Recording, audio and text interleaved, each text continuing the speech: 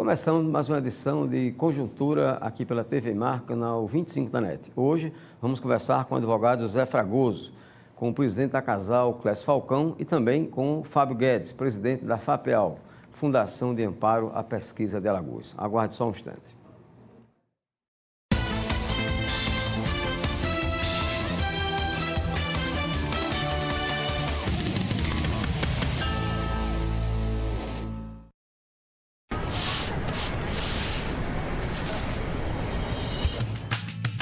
Não jogue lixo na rua, não jogue lixo na rua. Mantenha a cidade limpa, Maceió também é sua. Não jogue lixo na rua, coloque na sacolinha e bote lá na lixeira, que quando for a tardinha, o carro do lixo leva e deixa a cidade limpinha. Não jogue lixo na rua, não jogue lixo na rua. Mantenha a cidade limpa, Maceió também é sua. Cuidar de sua cidade é a maior limpeza. Lugar de lixo é na lixeira. Uma campanha da Prefeitura de Maceió. No futuro, tudo está interligado. Novas demandas fazem surgir novos mercados. A tecnologia possibilita soluções inovadoras. Mais oportunidades de negócio se conectam ao conhecimento. E quem se liga em tudo isso precisa se ligar em educação empreendedora na Feira do Empreendedor. Negócios, conhecimento, capacitação e inovação. De 18 a 21 de outubro, no Centro de Convenções. Feira do Empreendedor. Educação empreendedora para quem se liga em negócios de futuro. Realização Sebrae. Patrocínio Governo de Alagoas e Prefeitura de Maceió. Daí a sua liberdade, pode aproveitar. Então vai, segura na mão de outra pessoa. Se der vontade, beija na boca, tira a roupa. Eu não volto atrás, não volto atrás. Vai, não perde o teu tempo, segue o teu caminho. E daqui pra frente, estou indo sozinho nessa relação. Tá todo mundo ligado. Você sabe o que ele faria se alguém o provocasse xingando, ofendendo, chamando para a briga? Nada. Minha vida vale mais do que qualquer briga ou discussão. No Brasil, centenas de pessoas são mortas por motivos fúteis. Conte até 10. A raiva passa, a vida fica. Paz. Essa é a atitude. Uma campanha do Conselho Nacional do Ministério Público e ENASP. Em outubro, Arena Expo Agro. Dia 20, no Parque da Pecuária. Belo, Dilcinho, Gabriel Diniz, Samira Show, Gibana, Geninho Batalha, Conde do Forró, Natan Loqueta, Forrozão das Antigas e Arrochonados. Informações 4009-7730.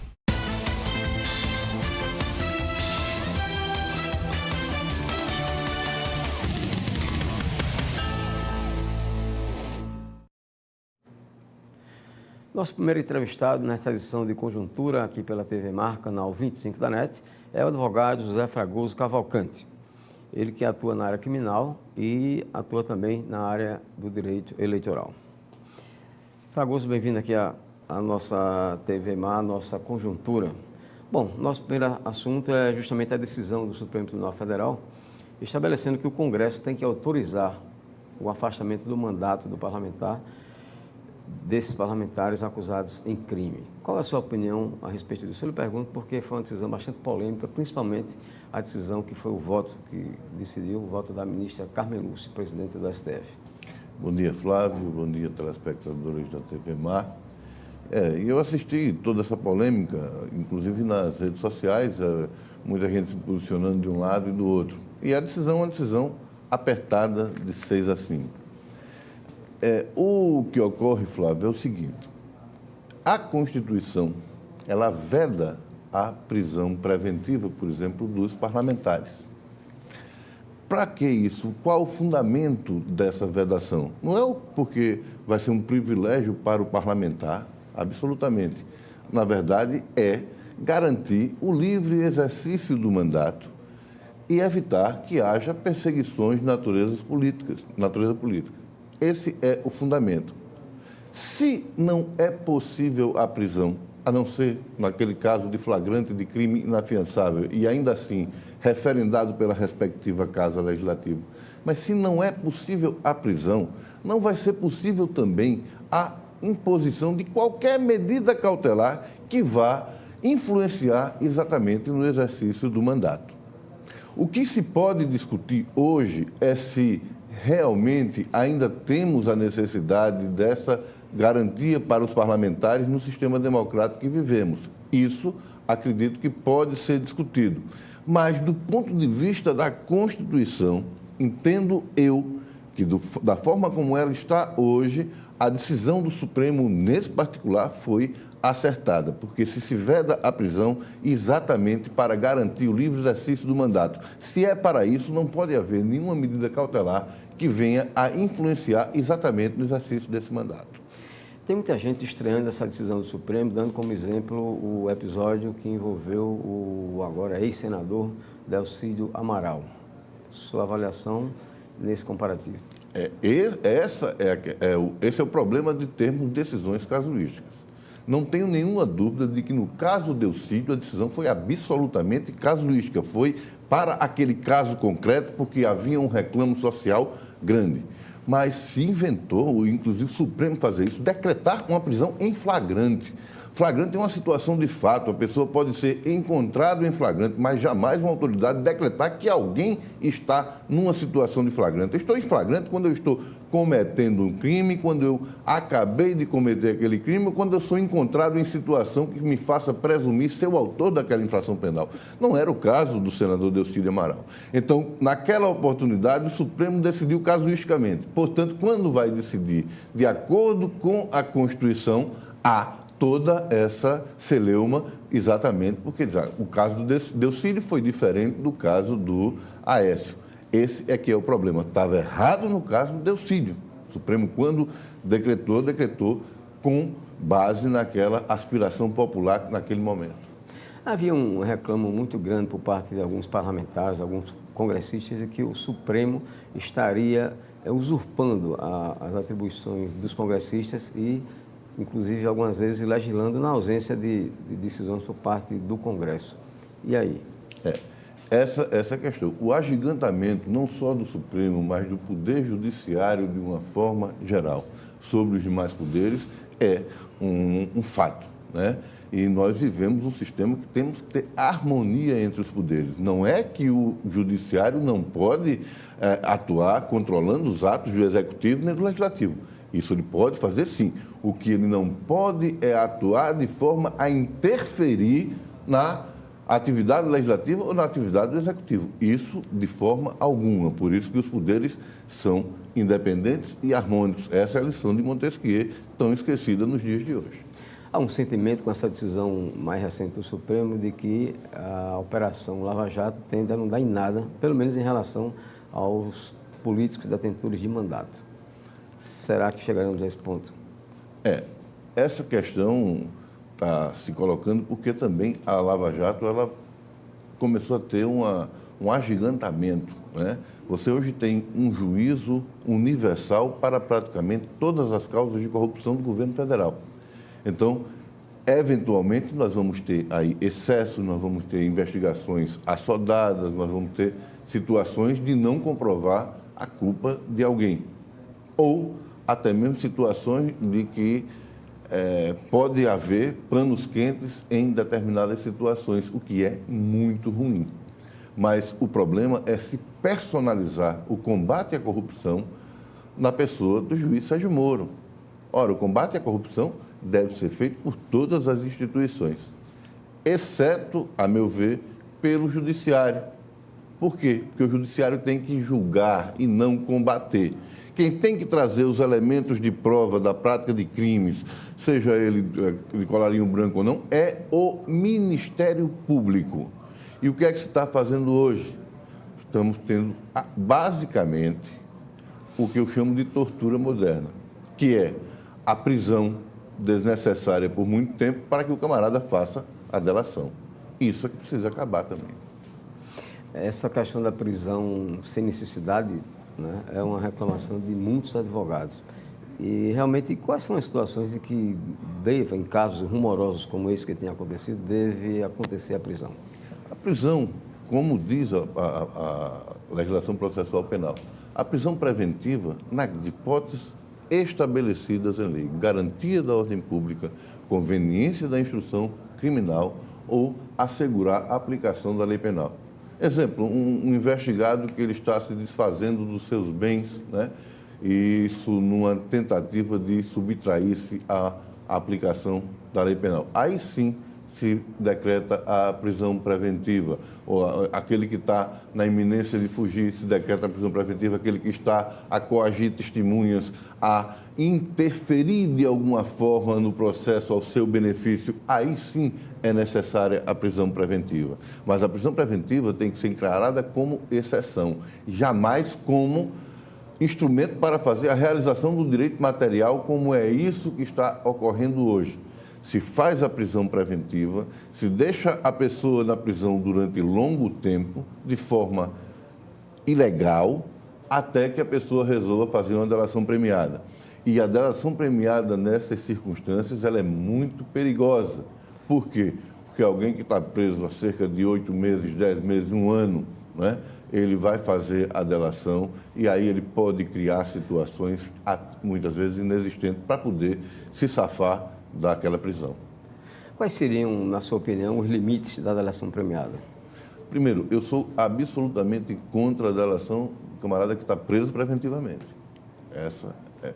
E segundo, a delação tem que vir acompanhada de provas. Não adianta só chegar e dizer, o Flávio fez isso. Eu digo, o Flávio fez isso porque que ele fez. Eu tenho como prova esse fato, tenho como prova esse fato. Enfim, ela tem que vir acompanhada de prova. A delação por si só, ela não é prova. Ela serve para investigar, é bem verdade. Mas se não se encontrar provas aliadas a esses depoimentos, ela não deve valer.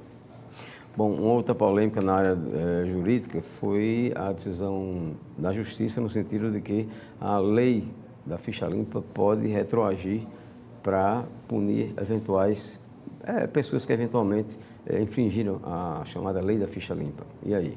Pois é, eu também sou contra qualquer lei que seja retroativa no sentido de punir. E eles dizem, o argumento é de que não é punição, não se trata de direito penal, mas não há dúvida, direito sancionatório. Às vezes, a decisão, muitas vezes, no campo eleitoral, ela é muito mais grave do que no campo penal. Por exemplo, dá um exemplo só, alguém que pratica um crime de falsidade ideológica, então vai estar a pena de 1 a 4 anos, ele pode até sair com benefício de suspensão condicional do processo se quer ser julgado. Mas se ele for condenado num crime de falsidade ideológica, com a pena de prestação de serviço à comunidade, isso no eleitoral, numa ação de investigação judicial eleitoral, onde ele seja acusado de falsidade ideológica eleitoral, essa mesma pena, ele vai ter, além disso, 8 anos de suspensão dos seus direitos políticos. Então, é direito sancionatório. Se é direito sancionatório, ele deve valer a partir da lei para frente, não de forma retroativa. Isso só é visto em regime de força, em regime de exceção. Nos regimes democráticos, não há como o direito sancionatório valer a lei de forma retroativa. Esse para mim, foi um grande equívoco nessa decisão. Bom, agora a sua opinião como especialista em direito eleitoral. Como é que você avalia essa criação de um fundo para financiar campanhas políticas quando já se tem um fundo para manter os partidos políticos? Na verdade, essa história do fundo, você podia utilizar o fundo partidário, ver as verbas que iam compor e utilizar esse fundo para o financiamento das campanhas. Mas o que eu acho mais grave não é essa questão, se é o fundo partidário, se é esse fundo de campanha. O que eu acho mais grave é que isso, na realidade, o objetivo disso é trazer uma igualdade na disputa da eleição. Mas quem é que me garante que a mala não vai chegar na casa do candidato que está sendo beneficiado com o recurso público? Não há garantia para isso. Então, esse é o fundamento pelo qual a gente devia estudar mais essa questão do financiamento público de campanha, porque, a meu ver, vai continuar a existir o famoso Caixa 2, e aí é que vai ficar pior a situação para aqueles que são menos privilegiados. Então, ao invés de igualar, a gente pode trazer uma desigualdade muito maior ao certame. Ok, muito obrigado ao advogado José Fragoso Cavalcante pela sua participação aqui nesta edição de Conjuntura pela TV Mar, canal 25 da NET. Vamos agora ao intervalo. Na volta a gente conversa com Fábio Guedes, presidente da FAPEAL, a Fundação de Amparo à Pesquisa de Alagoas.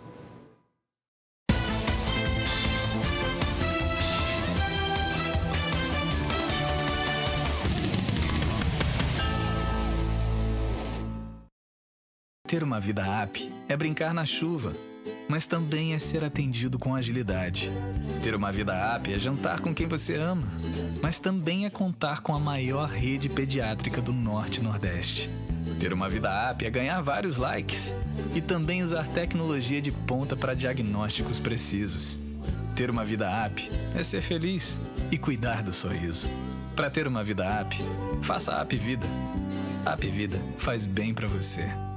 No futuro, tudo está interligado. Novas demandas fazem surgir novos mercados. A tecnologia possibilita soluções inovadoras. Mais oportunidades de negócio se conectam ao conhecimento. E quem se liga em tudo isso precisa se ligar em educação empreendedora na Feira do Empreendedor. Negócios, conhecimento, capacitação e inovação. De 18 a 21 de outubro, no Centro de Convenções. Feira do Empreendedor. Educação empreendedora para quem se liga em negócios de futuro. Realização Sebrae. Patrocínio Governo de Alagoas e Prefeitura de Maceió. Daí a sua liberdade pode aproveitar. Então vai, segura na mão de outra pessoa. Se der vontade, beija na boca, tira a roupa. Eu não volto atrás, não volto atrás. Vai, não perde o teu tempo, segue o teu caminho. E daqui pra frente, estou indo sozinho nessa relação. Tá todo mundo ligado.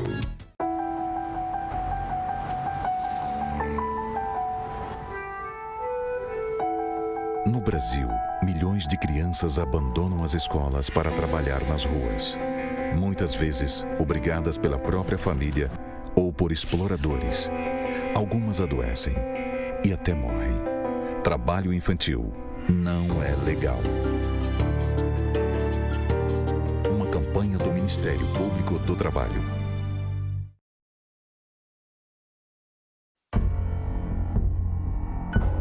Você sabe o que ele faria se alguém o provocasse xingando, ofendendo, chamando para a briga? Nada. Minha vida vale mais do que qualquer briga ou discussão. No Brasil, centenas de pessoas são mortas por motivos fúteis. Conte até 10. A raiva passa, a vida fica. Paz. Essa é a atitude.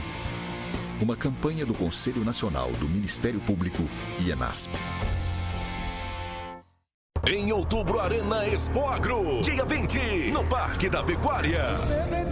Belo, Dilcinho, Gabriel Diniz, Samira Show, Gigabana, Geninho Batalha, Conde do Forró, Natan Loqueta, Forrozão das Antigas e Arrochonados. Informações 4009-7730.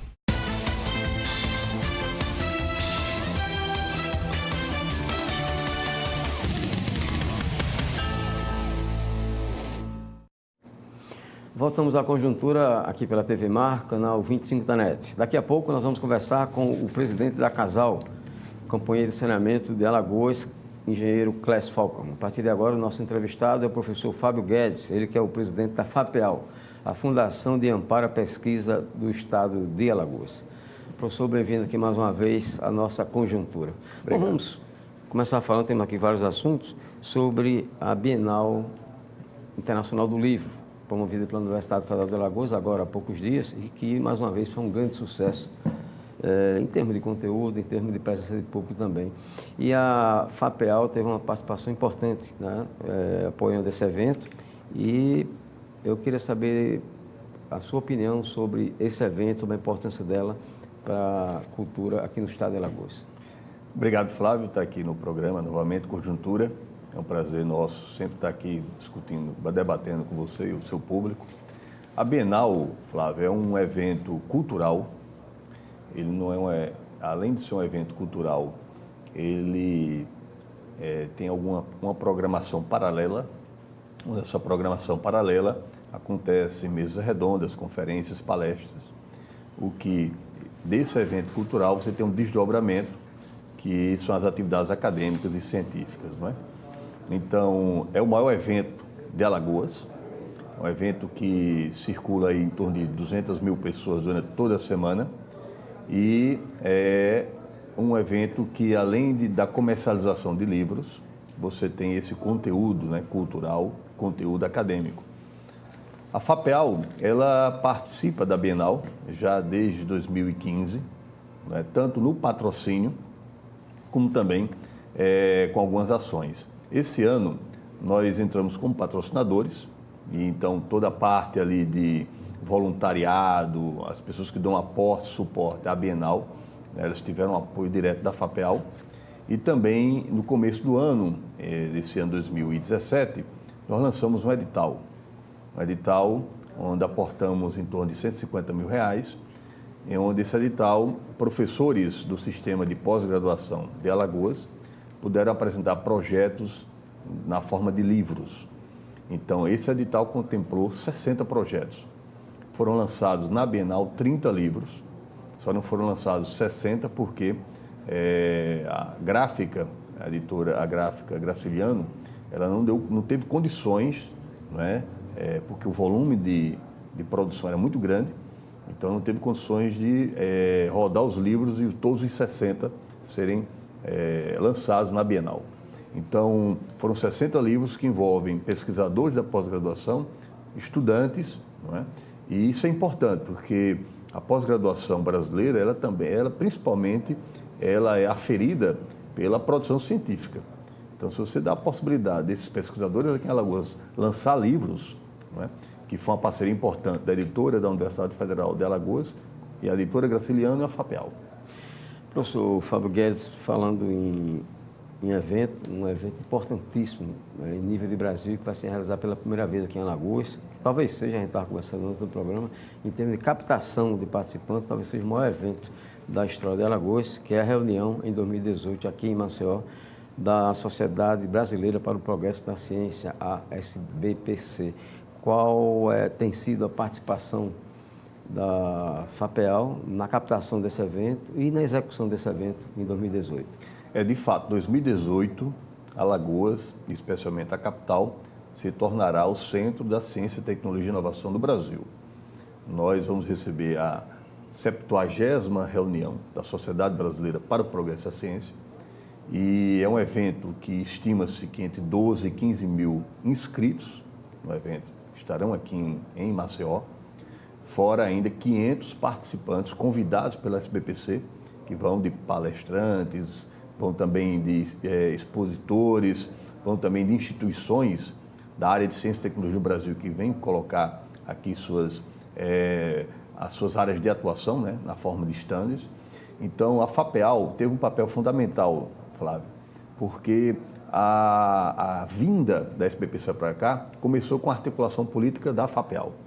Não é? Lá nos idos de 2015, começamos a conversar com a presidente, então presidente Helena Nader, da SBPC, e abrimos um diálogo no canal de negociação para que a SBPC viesse para cá. A ideia era trazê-la agora em 2017, em razão das comemorações de 200 anos de Alagoas. Mas em 2017 a SBPC foi realizada em Minas Gerais, porque comemora-se em 2017 90 anos da Universidade Federal de Minas. Então, no final de 2016, o Conselho da SBPC aprovou por unanimidade a vinda da SBPC 2018 para aqui. Então, ela vai ser realizada na Universidade Federal de Alagoas, pela Universidade Federal de Alagoas. A Universidade Federal de Alagoas, ela admitiu, né, a importância desse evento, se responsabilizou por ser anfitriã, mas esse evento não é da universidade, é um evento de Alagoas, porque vai envolver as universidades estaduais, as universidades privadas, né, o governo do estado e, lógico, a Universidade Federal de Alagoas. Professor Fábio, falando agora mais especificamente sobre a atuação da FAPEAL. Eu estou aqui com essa informação que entre 2015 e 2017 foram 32 editais de fomento à ciência, tecnologia e inovação. Isso representando um investimento de 35 milhões de reais. Isso. Deu resultado? Está dando resultado. Não é? Veja, Flávio, esse resultado, a gente começa desde dos investimentos ali na formação básica dos estudantes até os pesquisadores, não é, de ponta. Então, por exemplo, os estudantes da rede pública estadual, como também os estudantes das universidades, que estão na área de iniciação científica, já têm apresentado resultados no cenário nacional. Não é? Ou seja, tem vários estudantes participando em eventos nacionais. Olimpíada da Matemática, Olimpíada da Física. Não é? Outra questão fundamental é que nossos pesquisadores, eles já se apresentam em eventos internacionais, apresentando resultados de suas pesquisas. E aí, por exemplo, desse período aí, 15 países, e nesses 15 países, mais ou menos umas 30 cidades, já foram visitados por pesquisadores alagoanos. Então, isso demonstra que a internacionalização do que se faz aqui em pesquisa já começa a acontecer. Não é? Fora isso também, esse ano e o ano passado foi muito difícil para a ciência brasileira. Vocês têm uma ideia, o corte no Ministério da Ciência, Tecnologia e Inovação foi de 44% esse ano, 2017, e provavelmente 2018 será em torno de 15,8%, em cima do que já foi cortado. E aqui em Alagoas a gente continua financiando a ciência e tecnologia sem corte. Então isso certamente vai dar resultado quando for avaliado, não é, daqui a 3, 4 anos, nosso sistema de pós-graduação. Vai dar resultado em relação ao que aconteceu no Brasil, em termos de qualificação da nossa pós-graduação, né? Nossos pesquisadores começam a melhorar as condições de funcionamento e de trabalho nos laboratórios. Para você ter uma ideia, tem um equipamento no Hospital Universitário, equipamento de ressonância magnética nuclear, que foi comprado em 2010, chegou em 2012 e não tinha sido instalado ainda. Foi instalado com recurso da Fundação através de um edital de auxílio à instalação e manutenção de equipamentos. E esse equipamento é um dos únicos do Nordeste a funcionar. E ele vai atender hoje 7 pós-graduações aqui em Alagoas e 45 pesquisadores. É um equipamento de alta capacidade de ressonância, não é? Então, isso vai reverberar nos estudos, né, nos resultados de pesquisa e no atendimento, especialmente, ao cidadão comum, porque é um equipamento de ressonância magnética. O professor Fábio, com relação ao Polo de Desenvolvimento Tecnológico de Maceió, que muitos têm falado e a gente tem visto muito pouco de prática. Esse polo, na verdade, Flávio, ele tem sido discutido a sua concepção. Porque uma coisa é aquele prédio que está ao lado do Centro de Convenções. Aquele prédio ali é um centro de desenvolvimento tecnológico e de inovação. O polo é a congruência de várias atividades. Então, o polo é o bairro do Jaraguá. Então, é importante que o governo do estado e a prefeitura dialoguem para poder montar esse polo. Porque o centro, aquele prédio ali, o governo do estado está tocando. Tem 15 milhões de reais investidos ali, já com aditivo, né, que vai passar para 17 milhões. Até o final do ano, o governador quer inaugurá-lo. Já existe uma espécie de modelo para o funcionamento daquele centro, onde aquele centro ele vai estar instalado o quê? Uma incubadora de empresas, empresas âncoras, tá certo? Um coworking para que as pessoas elas discutam, né, principalmente a juventude, problemas, soluções de problemas, tá certo? A própria acesso para a associação, né, dos empreendedores da área de TI, eles têm uma participação muito forte para atrair empresas para dentro daquele centro, não é? Mas o polo é que é o grande desafio, porque dentro do polo você tem que ter uma territorialidade, que essa territorialidade tem atrativos para chamar empresas para dentro do polo, como incentivos no ISS, incentivos na ocupação predial e a cobrança de IPTU, né? E o governo do estado pode entrar com incentivos como a circulação de mercadorias, que é a ICMS, que tem digamos assim, um papel não tão importante quanto a renúncia de ISS, né? Que é serviço, tecnologia é serviço. Então, no centro deve funcionar não só a área de TI, mas também toda a área de economia criativa, por exemplo, games, jogos, design, né? Música, dentro daquele centro, produzindo ideias, negócios e produtos, né? Então, eu acho que a gente está amadurecendo para poder termos um modelo gerenciável E a experiência de outros estados que temos visitado, por exemplo, Santa Catarina, Pará, Campina Grande, não é? Recife, já nos coloca diante de um desafio enorme e de nossas particularidades. Não é? Então, acho que está bem encaminhado já.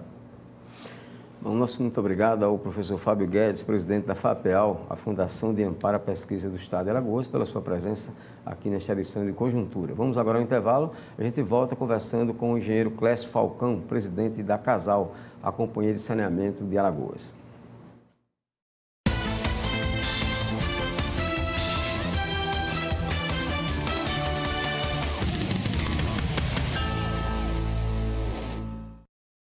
Ter uma vida app é brincar na chuva, mas também é ser atendido com agilidade. Ter uma vida app é jantar com quem você ama, mas também é contar com a maior rede pediátrica do Norte e Nordeste. Ter uma vida app é ganhar vários likes e também usar tecnologia de ponta para diagnósticos precisos. Ter uma vida app é ser feliz e cuidar do sorriso. Para ter uma vida app, faça a App Vida. A App Vida faz bem para você. No futuro, tudo está interligado. Novas demandas fazem surgir novos mercados. A tecnologia possibilita soluções inovadoras. Mais oportunidades de negócio se conectam ao conhecimento. E quem se liga em tudo isso precisa se ligar em educação empreendedora na Feira do Empreendedor. Negócios, conhecimento, capacitação e inovação. De 18 a 21 de outubro, no Centro de Convenções. Feira do Empreendedor. Educação empreendedora para quem se liga em negócios de futuro. Realização Sebrae. Patrocínio Governo de Alagoas e Prefeitura de Maceió. Daí a sua liberdade, pode aproveitar. Então vai, segura na mão de outra pessoa. Se der vontade, beija na boca, tira a roupa. Eu não volto atrás, não volto atrás. Vai, não perde o teu tempo, segue o teu caminho. E daqui pra frente, estou indo sozinho nessa relação. Tá todo mundo ligado.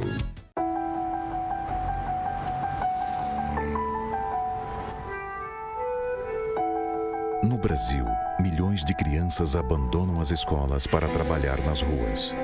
Muitas vezes, obrigadas pela própria família ou por exploradores. Algumas adoecem e até morrem. Trabalho infantil não é legal. Uma campanha do Ministério Público do Trabalho.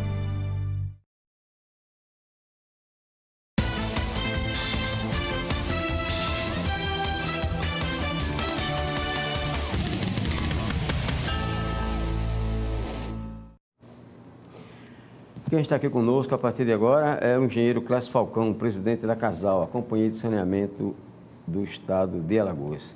Presidente, bem-vindo aqui mais uma vez à nossa conjuntura. Bom, tem muita gente curiosa com uma situação interessante. Por muitos anos se divulgou, porque na verdade era verdade, se divulgou a situação financeira difícil da Casal, né? E de repente, agora há pouco tempo, vem a notícia de que a Casal passou a ser superavitária. Qual o segredo disso, presidente? Flávio, eu atribuo, em primeiro lugar, a visão que o governo do Estado teve em relação à Casal. O governo do Estado entendeu a importância da Casal para a sociedade alagoana, para o bem-estar, para a qualidade de vida da população do Estado de Alagoas. Encarou a Casal como um desafio de uma empresa que tinha que ser recuperada. Então, quando nós fomos convidados para assumir a direção da Casal, fomos alertados do desafio de que a empresa tinha que sair do vermelho, tinha que se recuperar, passar a ser superavitária e melhorar a qualidade do serviço prestado para a população. Então, eu acho que essa visão do governo do Estado foi, de fato, o pontapé inicial. Bom, isso tem tudo a ver com gestão. E quais foram os principais fundamentos dessa gestão atual da Casal para promover essa mudança completa da situação da empresa? Flávio, contando com o apoio do governo do Estado, nós centralizamos a nossa atuação em três pilares de sustentação. Primeiro, redução de despesas. Nenhuma empresa pode gastar mais do que arrecada. E a Casal vinha fazendo isso há muitos anos. Basta ver que em 2014 a Casal teve 53 milhões de prejuízo. Então, nós enxergamos de que precisávamos reduzir despesa. Então fizemos isso, revisamos todos os contratos da Casal, os 20 ou 30 maiores contratos foram renegociados com os prestadores de serviço, de forma que nós conseguimos, só em 2015, reduzir em 18 milhões as despesas da Casal, mantendo todos os contratos que estavam em vigor em 2014, ou seja, redução de despesa. Em segundo lugar, nós também contamos com o apoio do governo do Estado no sentido de que as tarifas fossem revisadas. As tarifas estavam defasadas. Eu acredito que se vinha fazendo uma certa demagogia tarifária ao longo dos anos com a Companhia de Saneamento. Ela, pelo mais que produzisse, não conseguia ser rentável se as tarifas não correspondiam a seus custos necessários. Nós demonstramos isso, o governador do Estado entendeu e apoiou e apresentamos a ASAL. Foi todo um processo de negociação com a ASAL, que também entendendo a realidade do que nós apresentávamos, a veracidade daquilo ali, autorizou e nós conseguimos um reequilíbrio tarifário que também foi muito importante nessa recuperação. E em terceiro lugar, foi a busca por um aumento real de arrecadação. Nós desenvolvemos uma série de ações, uma série de programas dentro da Casal, em que nós procuramos aumentar de fato essa arrecadação, melhorando a prestação do serviço, mas também aumentando a arrecadação. Para isso aí foram desenvolvidas muitas ações de fiscalização, de recadastramento comercial, uma série de incursões que nós fizemos em relação, por exemplo, às ligações inativas, que o número é muito alto e a gente sabe que é irreal, que ninguém vive sem água. Então, nós fizemos uma série de ações de fiscalização, de reorganização da empresa na área comercial, de forma que os frutos começam a vir com esse aumento real de arrecadação. Então, você reduz despesa, consegue aumentar a arrecadação, também contando com reequilíbrio tarifário, lógico que os resultados começam a aparecer. Em 2016, a empresa já deu um superávit de 7,5 milhões e nós entendemos, e é desejo do governo do Estado, que isso não tenha sido um caso atípico, um ano que você, de uma forma isolada, consegue aquele resultado. A gente tem que não perder mais esse viés de recuperação, estar sempre superavitária e reinvestindo na prestação do serviço para melhorar a qualidade do serviço prestado. Essa condição favorável do ponto de vista financeiro afasta a possibilidade de privatização sobre a qual tanto se falou nos últimos anos em relação à Casal? Nós acreditamos piamente que sim, que o governo do Estado, desde o início, ele enxergou a importância da companhia de saneamento para a população do Estado. O que ele não podia era compactuar com a empresa que vinha dando prejuízo ao longo dos anos sem conseguir prestar um serviço de qualidade. Então, o que o governador exigiu dessa gestão foi que nós recuperássemos a empresa do ponto de vista econômico, dessemos a ela uma musculatura, uma solidez econômico-financeira para que a gente pudesse, de fato, ampliar e melhorar a prestação do serviço.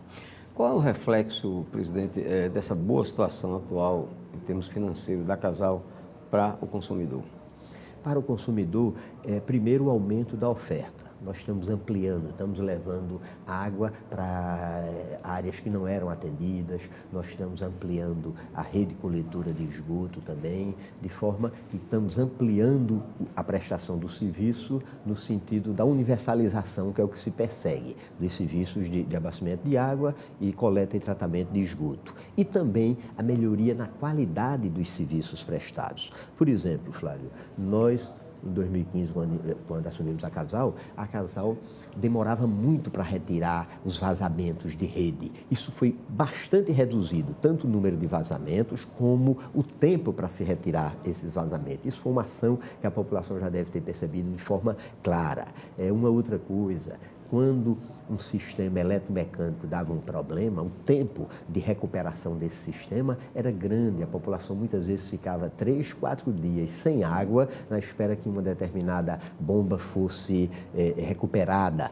E hoje nós conseguimos fazer isso com uma rapidez muito maior, até porque nós conseguimos dotar todos os sistemas da Casal de equipamentos de sobressalência, equipamentos reserva, de forma que hoje, quando nós temos uma queda no sistema eletromecânico, a gente consegue colocar o equipamento, a bomba, o motor reserva, em 24 horas nós conseguimos fazer isso e repor o sistema em funcionamento com muito menos tempo.